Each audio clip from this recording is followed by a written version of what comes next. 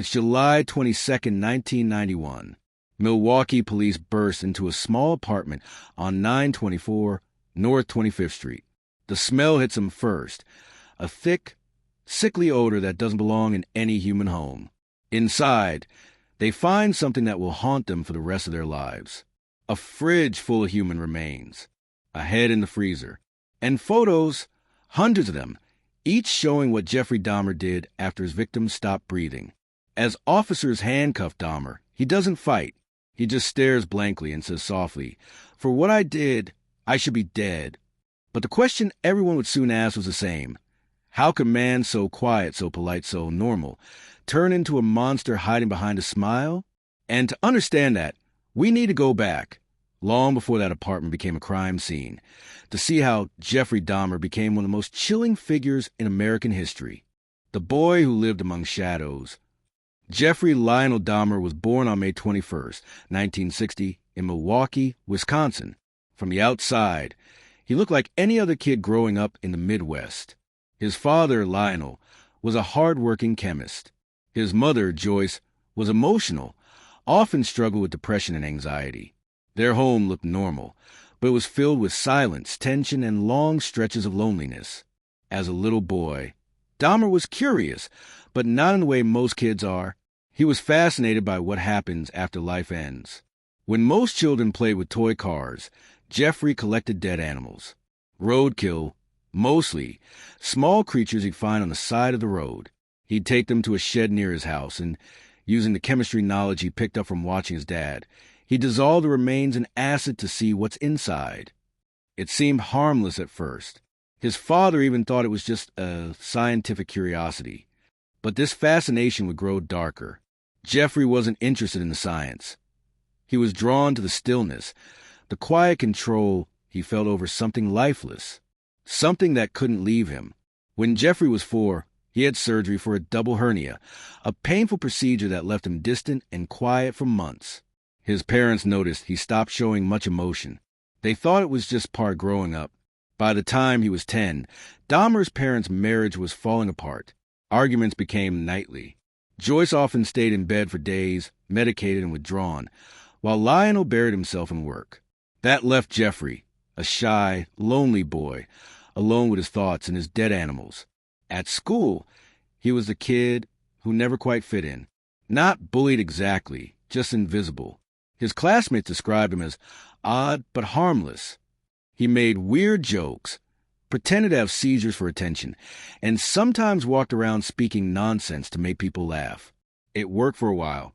He became a kind of class clown. But deep down, he felt like a ghost drifting through his own life. As high school went on, things got worse. His parents' marriage collapsed completely in 1978. Joyce left with his younger brother, leaving Jeffrey alone in the family house at just 18. That was the year he would cross the line from dark thoughts to dark actions. On June 18th, 1978, Dahmer picked up a hitchhiker named Stephen Hicks, a 19-year-old on his way to a concert.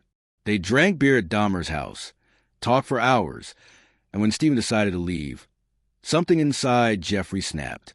The fear of being abandoned again, of someone walking away, became too much. He hit Stephen in the back of the head with a dumbbell. Then, realizing what he'd done, he panicked. Instead of calling for help, he acted out of that same eerie calmness he'd always had around the dead. He dismembered Stephen's body, dissolving the remains in acid, just like the animals from his childhood. And when it was over, Jeffrey went to sleep. That first murder changed everything. He told himself it was a one-time thing. But deep inside, he knew he'd crossed a line he could never return from. For nearly 9 years, he stayed quiet, working random jobs, joining and getting kicked out of the Army, even living briefly in Florida before returning to Ohio. But that darkness never went away. By the time he moved into his infamous apartment in Milwaukee in 1990, the monster inside him was fully awake. And soon, the quiet man with a polite smile would start hunting again, not animals, but people. When Jeffrey Dahmer moved into apartment 213 at the Oxford Apartments in Milwaukee in May of 1990, no one could have guessed what was about to happen behind that door. The place was ordinary, a small one-bedroom with thin walls, a few steps from a neighborhood filled with families, college students, and working people trying to make ends meet. The rent was cheap, the building quiet. To everyone else, it was just another apartment complex. But for Dahmer, it would become his private world, a place where his darkest thoughts were free to exist. To his landlord, he was polite, neat, and respectful. To the neighbors, he was a quiet guy who worked late-night shifts at the Ambrosia chocolate factory. People saw him come and go, always alone, always with that distant look on his face, like his body was here, but his mind was somewhere else. He smiled sometimes, but never too wide. When he talked, his voice was low and soft, like someone afraid to disturb the air around him. No one could have imagined that the same man who nodded politely in the hallway was, at night, building one of the most horrifying crime scenes in American history. At first, the apartment looked like any other young man's space. A bed, a couch, a few dishes, some empty beer cans, and a fish tank humming in the corner. But slowly it began to change. The blinds stayed closed. The smell grew thicker every week, a sour odor that neighbors couldn't describe. When people complained, Dahmer always had an excuse. He said his refrigerator broke and the meat spoiled, or that his tropical fish had died. He said it calmly, with such normalcy that people believed him. After all, who would imagine that smell was something else? Something human? By 1990, Dahmer's compulsion was no longer controllable. He had tried to stop, but he couldn't. The craving, not for killing itself, but for possession, had taken over him completely. He didn't want his victims gone. He wanted them to stay. He wanted them quiet, still, and as forever. He told himself he was creating a world where no one could abandon him again. In his mind, it all started with loneliness. He told investigators later that he hated being alone more than anything in the world. The silence reminded him of his childhood. The nights he lay awake hearing his parents argue in separate rooms. The way the house felt empty even when it was full. But the difference between loneliness and what Dahmer became was the way he responded to it. Instead of reaching for connection, he reached for control. He wanted to stop people from leaving, even if it meant taking everything from them. Most of his victims were young men he met around the clubs and bars of Milwaukee. They were kind, trusting, and often struggling. Some homeless, some looking for a little money, some just wanting company. Dahmer would approach them with an easy charm. He'd say, "Hey, I'm a photographer. I'll pay you $50 to come by my place for some pictures." Simple words. Harmless. He didn't look like a threat. He wasn't big or intimidating. He was clean-cut, quiet, the kind of guy no one would fear. And that made him dangerous. Once inside, his pattern rarely changed. Drinks mixed with crush pills. A quiet conversation. A hand on the shoulder. Then, the sudden loss of consciousness. What happened after his ritual? A twisted performance only Dahmer understood. He took photographs of every stage, keeping them as proof that his victims were still with him. He said later, "It made me feel like they were a part of me, like they'd never really left." Neighbors noticed more than they realized. People in the building heard power tools at odd hours, drills, hammering, scraping. Sometimes, they'd see him carrying large black trash bags to the dumpster in the middle of the night. One tenant even told the manager, "That smell is not fish." But when the police came to check, Dahmer always smiled and explained everything with such calmness that no one pushed further. They believed him because he didn't look like a killer. That's what made him so terrifying, how ordinary he appeared. The police actually came close to catching him several times. The most heartbreaking moment happened in May 1991, when a 14-year-old boy named Conorak Synthesomephone escaped from Dahmer's apartment. The child ran into the street, bleeding and terrified, speaking barely any English. 2 women found him and called 911 immediately. When the officers arrived, they saw a man walking calmly toward them, Jeffrey Dahmer. He explained that the boy was his boyfriend, that they'd had an argument after drinking, and that the boy was simply drunk and overreacting. The women pleaded with the officers not to believe him, insisting the child needed help. But Dahmer's soft voice and polite manner convinced them otherwise. They led the boy back into his apartment and left. When the door closed, Dahmer knew he was safe again. He later told detectives that if those officers had searched the apartment, they would have found everything: photographs, remains, bones. But they didn't. They walked away, leaving a 14-year-old die within minutes. It was one of the greatest failures in modern policing. By that point, Dahmer's apartment wasn't home anymore. It was a laboratory of nightmares. The walls were lined with Polaroids of the dead. His refrigerator contained human remains, wrapped carefully, labeled and arranged. A blue 57-gallon barrel sat in the corner, filled with acid and decomposing body parts. He slept next to it every night, drinking heavily to quiet his thoughts. When asked later how he could stand the smell, he said, "I got used to it. It was a part of me." And yet by day he was still Jeff.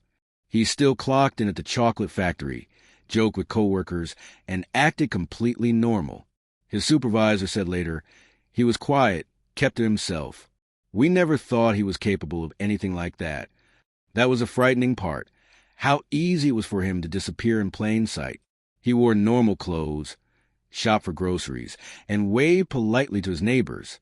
He was the man next door, the one you never suspect. As the summer of 1991 arrived, Dahmer began to unravel. His drinking worsened. His fantasies grew darker. He no longer cared about hiding the smell or the noise. The neighbors complained again and again, but the building management shrugged it off. One neighbor said later, "We just stopped asking questions. Whatever he was doing, we didn't want to know." Then came July 22nd, 1991. That night, he met a man named Tracy Edwards at a bar. The same story: money for photos, a few drinks, come over for a while. But this time, something went wrong. Dahmer was sloppy, distracted, and drunk. Tracy noticed a strange odor as soon as he entered the apartment. He saw the chemicals, the knives, and the tank in the corner. When he turned around, Dahmer had put handcuffs on him. Tracy tried to stay calm, talking softly, pretending not to panic. He said later, "I just wanted to make him think I wasn't going to run. I had to wait for my chance." Dahmer sat beside him, watching a movie, occasionally pressing the knife against him. Hours passed. Then Tracy made a move. He said he needed to use the bathroom, then swung at Dahmer and bolted for the door. Barefoot, shirtless, still in handcuffs, he ran through the Milwaukee streets until he found two officers and told them, "That guy tried to kill me." Those officers followed him back to the apartment. They didn't know it yet, but they were about to uncover one of the most horrifying discoveries in American history. July 22nd, 1991. Milwaukee police officers Robert Roth and Rolf Mueller followed Tracy Edwards down North 25th Street to a small, nondescript apartment complex known as the Oxford Apartments. The night air was thick, humid, and tense. Edwards still had one wrist cuffed, his chest rising fast as he tried to explain what had happened. He told the officers that a man had tried to kill him, that inside that apartment were photos, horrible photos, and a smell he couldn't forget. The officers didn't know it yet, but they were walking straight into one of the darkest crime scenes in American history. When Dahmer opened the door, his expression was calm. He looked like someone who had just been disturbed during dinner. His voice was polite, steady, and almost gentle as he said, "It's just a misunderstanding." He invited them in. There was no panic, no sign of guilt, only an eerie composure that would later haunt every detective who met him. The moment the door opened, the officers were hit by a foul, metallic odor that made them wince. It wasn't a smell of spoiled food. It was something deeper, heavier, like decay mixed with chemicals. Dahmer gestured to the couch, telling them to take a look around. He acted like he had nothing to hide. But as Officer Mueller scanned the room, something felt off. The apartment was dimly lit by a single lamp. Black curtains covered the windows. There were strange chemical bottles near the fridge, and the hum of the fish tank seemed too loud in the silence. Then came the moment that would change everything. Officer Mueller opened the small bedside drawer beside Dahmer's bed. Inside were dozens of Polaroid photographs. At first glance, he thought they were just artistic photos. Portraits maybe, but as he flipped through them, his face turned pale. Each photo was worse than the last. Men young and lifeless, positioned in grotesque poses, some dismembered, some preserved. It was like flipping through a horror story that was real. He turned to Dahmer, disbelief frozen on his face. "These are real," he said. Dahmer didn't move. He simply whispered, "For what I did, I should be dead." That was it. The officers grabbed him, pinned him to the floor, and called for backup. Dahmer didn't resist. He didn't fight or scream. He just said quietly, "I'm done. I've had enough." Within minutes, police cars surrounded the building. Neighbors poured into the hallway, confused and curious. Some thought it was a drug bust. Others feared a fire. No one expected what would come next. As detectives and crime scene units entered apartment 213, the nightmare unfolded piece by piece. The refrigerator was the first thing they opened. Inside was a freshly severed human head staring back at them. In the freezer, wrapped in plastic, were human hearts and other organs. On the counter, a large pot simmered with flesh in a grayish liquid. The blue barrel in the corner, the one neighbors had complained about for months, was filled with acid and decomposing body parts. Everywhere they looked, there was evidence of death. Skulls in the closet, bleached bones in the bedroom, a filing cabinet filled with Polaroids documenting every stage of Dahmer's crimes. On the walls, bloodstains faintly scrubbed over. And amid it all, the soft hum of the air conditioner, the fish tank bubbling as if mocking the silence. One detective later said, "It was like walking into hell, but the devil was calm and polite." News spread fast. Within hours, the Milwaukee Police Department was surrounded by reporters. People wanted answers. Who was Jeffrey Dahmer? How had no one noticed what he was doing? How had the police returned that boy, the 14-year-old who tried to escape, back to his killer just weeks before? In interrogation, Dahmer was quiet and cooperative. He didn't lie, didn't hide anything.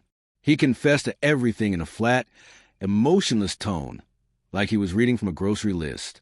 Over several days, detectives listened as he described each murder in detail, how he lured his victims, what he did after, how he tried to preserve them.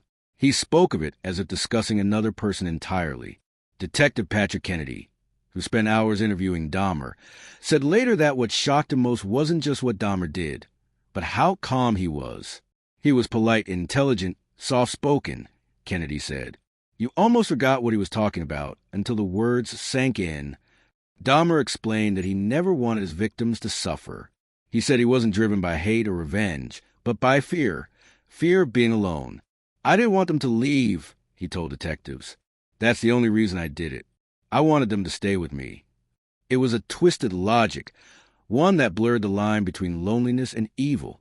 When police searched through the apartment for the final count, they discovered remains of at least 11 victims within those walls.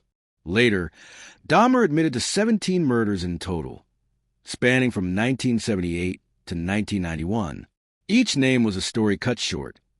Stephen Hicks, Stephen Twomey, James Dockstader, Richard Guerrero, Anthony Sears, Raymond Smith, Edward Smith, Ernest Miller, David Thomas, Curtis Straughter, Errol Lindsay, Tony Hughes, Connor accent to some phone, Matt Turner, Jeremiah Weinberger, Oliver Lacey, and Joseph Breithoft. Each had trusted him. Each had disappeared without a trace. Back at the crime scene, officers worked in silence. The evidence was so overwhelming, so gruesome, that even seasoned detectives were shaken. One officer vomited outside the building. Another broke down after handling the photographs. They had never seen anything like it. Reporters called Dahmer the Milwaukee cannibal, but his neighbors couldn't believe it. They had shared walls with him, exchanged small talk, smiled in passing. One woman said through tears, "He helped me carry groceries once. I never thought." Her voice trailed off. No one had thought. That was Dahmer's mask, the quiet, polite man next door who hid his darkness behind a gentle smile. As the news spread across the United States, people demanded to know how it could happen. How could someone kill 17 people over 13 years without being caught? How had the police missed the warning signs? How did society fail the victims who vanished from the same neighborhoods, one after another? At Dahmer's first court appearance, the world saw him, thin, expressionless, in a yellow prison jumpsuit. Cameras flashed. He didn't look like a monster. He looked like an ordinary man, the kind you'd see in line at a grocery store. But beneath that calm exterior was a truth almost too horrifying to process. For the families of the victims, the discovery was like losing their loved ones all over again. Many had spent years searching, calling, hoping for answers. Now they had them, but the answers were worse than anything they'd imagined. In one of his recorded statements, Dahmer said, "I knew it was wrong. I tried to stop. I didn't know how. It became my way of keeping people close, of feeling in control." He paused for a long moment and added, "I couldn't stop myself." As the investigation unfolded, psychiatrists and psychologists began to debate what Jeffrey Dahmer truly was. Was he insane? Was he born evil? Or was he a broken man shaped by isolation and obsession? There are no easy answers. Even those who studied his case for years struggled to understand how someone so ordinary could carry such horror inside. And yet, amid all the confusion, one thing became clear. Jeffrey Dahmer had fooled everyone around him. The neighbors, the police, his co-workers, even his own family. He had built two lives, one in public, one in private. In one, he was a quiet man who smiled and nodded. In the other, he was the architect of unimaginable darkness. That night, when police finally sealed apartment 213, the silence fell heavy. The flashing red and blue lights reflected off the windows, marking the end of the story that had gone on far too long. But for investigators, the haunting had just begun. What they had seen inside, that small apartment would never leave them. And as the world watched the trial unfold in the months ahead, people everywhere asked the same question. Not just what Jeffrey Dahmer did, but why. By the time Jeffrey Dahmer's trial began in January of 1992, America was already obsessed with him. Newspapers ran his face daily. Talk shows debated whether he was insane or evil, and cameras lined the courthouse steps every morning. Crowds gathered outside the Milwaukee County Courthouse, some shouting in anger, others simply curious. People wanted to see the man who had terrified the nation, the quiet neighbor who turned out to be a monster. Inside the courtroom, it was cold and sterile, but the air was thick with unease. The walls were lined with reporters. The victims' families sat shoulder to shoulder, and in the middle of it all sat Jeffrey Dahmer. He looked small in his pale yellow prison jumpsuit. His glasses hung loosely on his face, and his hair was neatly combed. If you didn't know who he was, you'd never imagine he had done the things he was accused of. He seemed normal, too normal, and that's what made it all so disturbing. When the judge entered, the room went silent. The charges were read. 15 counts of first-degree murder. 15 lives taken between 1978 and 1991. Each name echoed to the courtroom like a heartbeat. Hicks, Twomey, Dockstader, Guerrero, Sears, Smith, Miller, Thomas, Strotter, Lindsay, Hughes, Sintasumphone, Turner, Weinberger, Lacey, Braidhoft. Each name represented a family waiting for answers, a story that ended too soon. Dahmer didn't flinch. He didn't cry. He sat still, staring forward, his hands folded. When the judge asked how he pleaded, his voice was steady. Guilty, but insane. That single phrase divided the nation. Could someone who had done such detailed, methodical things really be insane? Or was he fully aware, choosing evil with a clear mind? The prosecution argued he was perfectly sane, that he knew exactly what he was doing. They painted him as cold, calculating, and deliberate. Every murder, they said, followed the same plan. He bought chemicals, drilled holes, took photographs. He cleaned up afterward, covered his tracks, and lied to police. That, the prosecutor said, is not the mind of a man who has lost touch with reality. That is the mind of a man who knows right from wrong and chooses wrong. The defense, however, told a different story. They described Dahmer as a man trapped inside his own compulsions, ruled by dark fantasies he couldn't control. They brought psychiatrists who spoke about necrophilia, loneliness, and an obsessive fear of abandonment. They described a childhood of isolation, emotional neglect, and growing fascination with death. His attorney, Gerald Boyle, told the jury, Jeffrey Dahmer is sick. He didn't kill because he hated. He killed because he was broken. He killed because he couldn't stop. For weeks, the courtroom heard every detail of Dahmer's crimes. The police photos, the evidence from apartment 213, the chilling confessions he gave to detectives. Jurors cried. Reporters turned away. Even hardened officers who had seen the scene themselves said reliving it was unbearable. The refrigerator, the blue barrel, the Polaroids, they weren't just evidence anymore. They were proof that evil could exist in silence, behind a polite smile, in a world where no one thought to look. The prosecution played parts of Dahmer's recorded confession. His voice filled the courtroom, calm and emotionless. "I didn't want them to leave," he said. "I wanted to keep them close. That's why I did it." There was no hatred, no rage, just emptiness, one of the jurors later said. It was like listening to someone talk about the weather.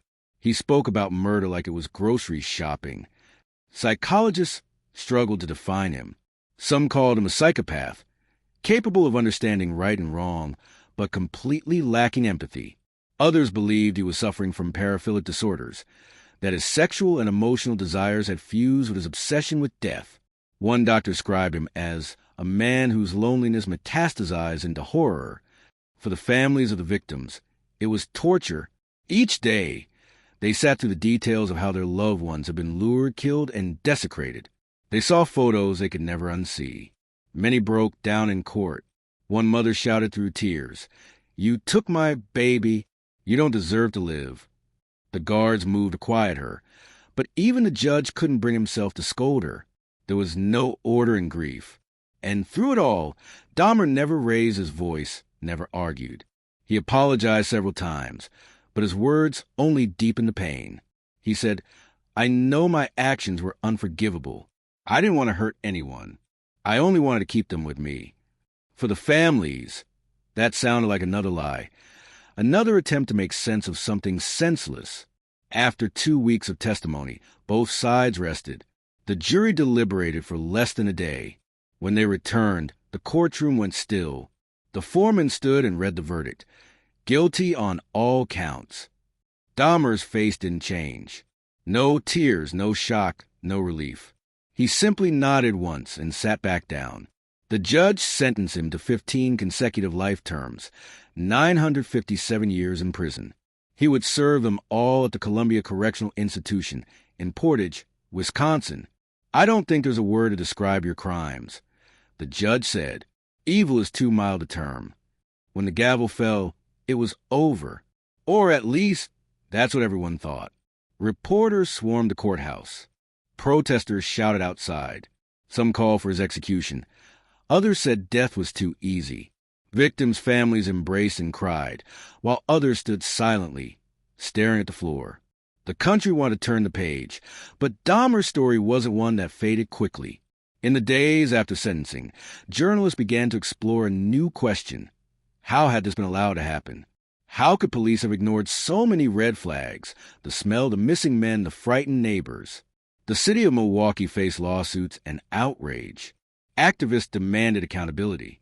And in the middle of it all, Dahmer became a symbol, not just a one man's evil, but a system that failed to protect the vulnerable.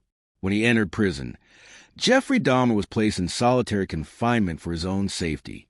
The prison officials feared other inmates would target him, and they were right.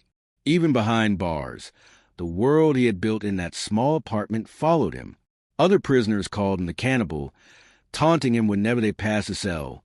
He reportedly read the Bible, told reporters he had found religion, and said he was ready to face judgment.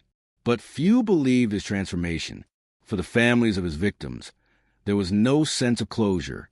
Justice had been served on paper, but the loss remained as deep as ever. One of the victim's sisters told reporters, "He gets to breathe. My brother doesn't." Still, there was something haunting about the way Dahmer faces fate. He never asked for mercy. He never fought his sentence. It was as if, for the first time in his life, he accepted the silence he had always been chasing. But fate had one more chapter to write for Jeffrey Dahmer, one that even he didn't see coming. Because in less than 3 years inside the cold concrete walls of the Wisconsin prison, the man who called himself the loneliest person in the world would meet his own violent end. Jeffrey Dahmer's first days at Columbia Correctional Institution in Portage, Wisconsin, were quiet, eerily quiet. The man who had dominated headlines across the world was now just another inmate number. Yet everyone in that prison knew who he was. Even among killers and gang members, Dahmer stood apart. Some saw him as a monster, others as a curiosity. Guards kept him isolated, fearing he wouldn't last a week among the general population. For months, Dahmer lived alone in a small cell, away from everyone else. He spent his days reading the Bible, sketching, and occasionally giving interviews where he claimed to have found religion. "I've repented," he told one journalist. "I've accepted Jesus. I'm ready for whatever comes." To some, it sounded sincere. To others, it was just another performance. The final act of a man who had spent his life pretending to be normal. Even in prison, his name carried weight. Other inmates whispered about him during meals. Some stared at him through the bars, studying a man who had turned horror into headlines. They called him the Milwaukee Monster. A few wanted to kill him. Others wanted to understand him. One guard later said, "He was calm all the time. Too calm. It was like nothing could reach him. Not fear, not guilt, nothing." Dahmer kept mostly to himself. He attended chapel services, read religious books, and wrote letters to his family. He even exchanged friendly words with some guards. But the truth was, he knew what everyone else knew, that his days were numbered. There was no hiding in a place where everyone had something to prove. Over time, the prison officials decided to move him out of isolation and into the general population. He worked in the prison library and later in a janitorial crew. The decision was controversial. Even staff members knew he was a target. Still, Dahmer didn't seem to care. "If someone wants to kill me," he told Chaplin, "I guess that's justice." The other inmates noticed something strange about him. Some said he would play with his food, shaping it into fake body parts before eating it. Others claimed he taunted them with dark jokes about what he had done. Whether those stories were true or not, they spread fast, fueling hatred toward him. Many inmates said Dahmer didn't fear death. In fact, it seemed like he was waiting for it. On the morning of November 28, 1994, Dahmer left his cell for his work detail. He was assigned to clean a bathroom alongside two other inmates, Jesse Anderson and Christopher Scarver. There were no guards nearby at that moment. What happened next would end the story of Jeffrey Dahmer in a way no judge or jury ever could. 15 minutes later, guards found Dahmer lying face down on the floor, bleeding from massive head wounds. He had been beaten with a metal bar taken from the gym equipment. Jesse Anderson lay nearby, also fatally injured. Christopher Scarver, a convicted murderer serving a life sentence, was standing calmly at the scene, holding the weapon. When asked why he did it, Scarver said simply, "God told me to." Others claimed Scarver couldn't stand the way Dahmer mocked people about his crimes. Whatever the reason, Dahmer's life ended the way he lived, quietly, without resistance. He was pronounced dead at 9:11 a.m. at a nearby hospital. He was 34 years old. When the news broke, reactions were divided. Some felt relief. Some felt justice. Others felt nothing could ever undo the horror he had caused. The families of the victims expressed mixed emotions. One mother said, "I don't rejoice in his death, but maybe now my son can rest." Another said through tears, "He got the easy way out. My boy didn't." Inside the prison, some inmates cheered. Others were silent. Even the guards admitted to a strange sense of finality. One officer said later, "It felt like a chapter closing, but the story would never really end." Dahmer's body was cremated, and his ashes divided between his parents. His father, Lionel Dahmer, later said, "I still love my son, but I'll never understand him." His mother, Joy, said, "He wasn't born evil. Something went wrong. Something broke." In the years that followed, psychologists, criminologists, and writers continued to study Dahmer's case, trying to understand what made him what he was. Some blamed his upbringing, others his isolation, or the way society ignored his early warning signs. But no explanation ever seemed enough. Jeffrey Dahmer was a riddle, one that still haunts America. Even today, decades later, his story refuses to fade. Every time his name resurfaces in documentaries, films, or news discussions, the same question returns. How could someone so ordinary hide something so dark for so long? The apartment where it all happened 924 North 25th Street, was torn down in 1992. The city wanted to erase it, to make sure no one would ever turn it into a site of curiosity. But you can't demolish memory. You can't bulldoze the echo of what was done inside those walls. Dahmer's case changed policing, psychology, and even how we talk about evil. It showed that monsters don't always hide in shadows. Sometimes they smile at you in the hallway, hold the door, and seem like the person you can trust. And maybe that's why the story of Jeffrey Dahmer still terrifies America. It's not just the murders or the horror of what he did. It's the realization that for 13 years, the most horrifying killer in modern history lived among us, blending in so completely that no one saw the darkness behind the smile. If there's one thing the story of Jeffrey Dahmer teaches us, it's that evil doesn't always look like a monster. Sometimes it looks like the man next door, quiet, polite, invisible. His story isn't just about what he did. It's about what we failed to see. Because for years, neighbors smelled the decay, police ignored the cries for help, and families prayed for answers that never came. The horror of Jeffrey Dahmer's story isn't only in the crimes. It's in the silence that allowed them to happen. And maybe that's the part that stays with us the most. That darkness doesn't need a shout to exist. Sometimes it just waits behind a door, hidden behind a smile.